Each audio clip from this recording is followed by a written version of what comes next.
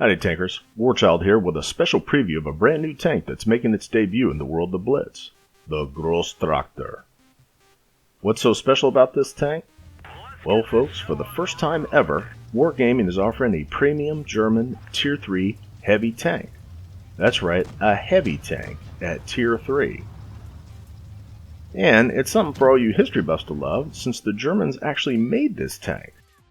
Now, I'm more of a fun guy than a numbers guy, but since this is a brand new tank, I'll give you what I can. It's important to note that the Grosstraktor has the most hit points at 480 than any other Tier 3 tank, which you'll need every bit of due to its lack of armor. Another important note is its high alpha gun with a corresponding long reload. Let me turn her loose. I put this clip in at the beginning so you can see its terrain resistance, and also that it can bounce a shot every now and then, even from a Tier 4 Electo. But don't expect it.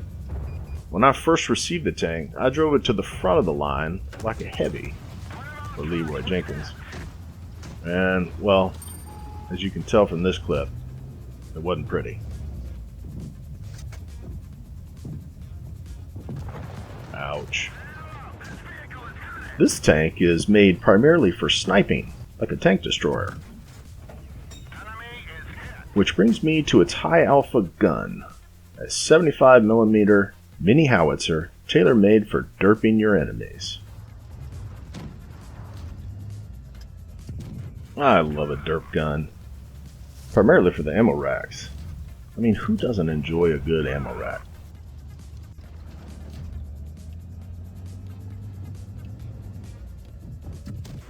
Well, he didn't.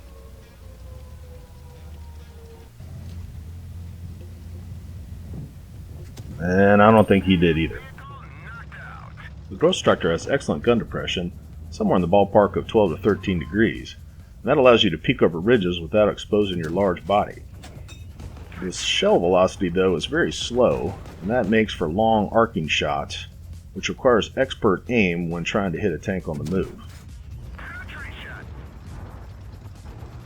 Facing off with a tank destroyer, even a higher tier Hetzer as we have here, the Grosstraktor has the advantage due to its mobility and moving turret. And even though this Hetzer is all red, my heat shell is able to finish him off. Those of you who know me know I like to shoot a lot of Pramo, but with this tank, high explosive rounds are actually your best overall bet for getting the job done. I still love the Pramo though. This last little bit shows you the terrain resistance going downhill with the Grosstraktor. It's kind of like driving an MK1, faster version of the MK1, but with a turret on top. This is my favorite clip, having to help reset the cap and going down the big hill pretty fast without tracking myself, which is important.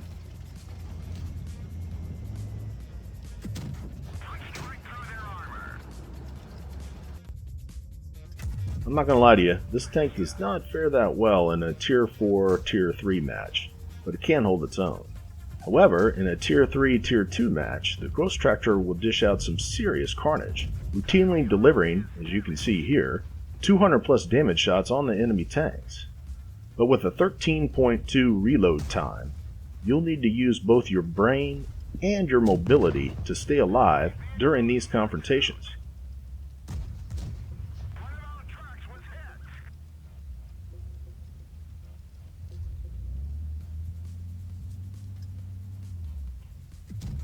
Another nice damage shot there. And as I mentioned before, you'll need every bit of those 480 hit points to make it to the end.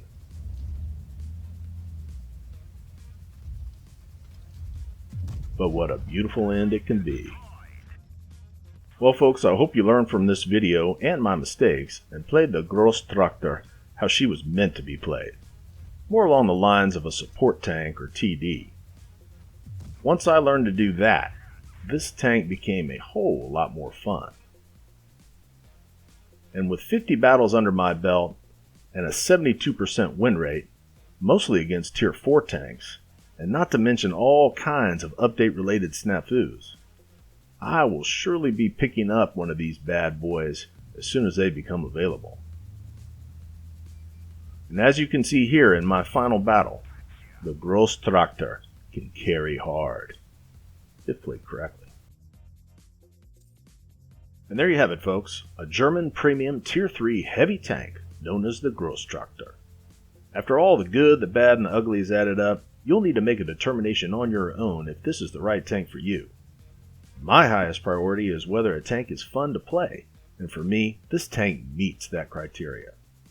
I'll be posting some more gameplay videos on my YouTube page to give you the full picture once she's in the store. Until then, happy tanking!